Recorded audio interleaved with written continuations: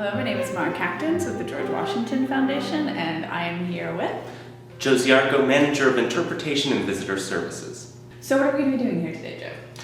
Today we're going to be taking a look at an 18th century recipe.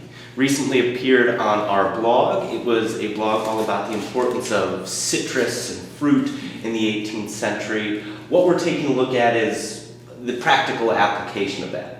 The recipe we're looking at is actually called Orange Fool. It's from Hannah Glassey's The Art of Cookery, which is actually a book that appeared in Fielding Lewis's library. So we know that this is a recipe that Betty would have used here on the property, perhaps even served at Kenmore itself. Very cool. So Joe, can you tell me a little bit more about the ingredients that we're going to be using today? Sure thing. For the most part, these are things that most of us would recognize and have in our kitchen. We have cream, eggs, sugar, oranges, and then spices. Today we'll be using specifically nutmeg and cinnamon.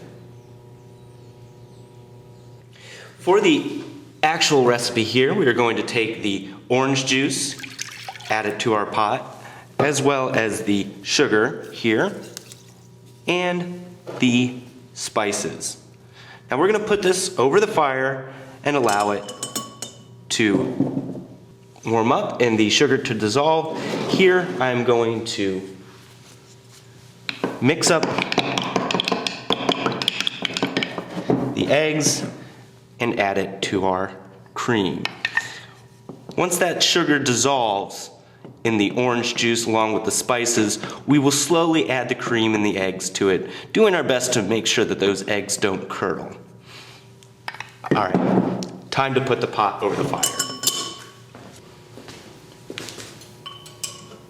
Going to put our pot with the orange juice and the sugar over the flame and start stirring.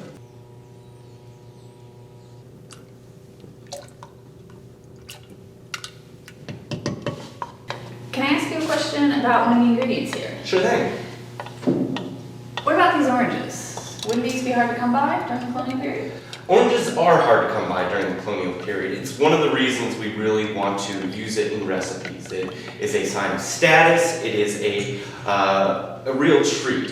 When you think about Christmas, some of us even still think about oranges being plucked with cloves all over them. Those are two very expensive ingredients, good for the holiday season. Now for where the actual oranges come from, here in Virginia you have basically two options. Either they could be imported, shipped in from somewhere down in the Caribbean, a warmer climate, or you could grow them in your own orangeries, or the prototype, the grandfather of the greenhouse.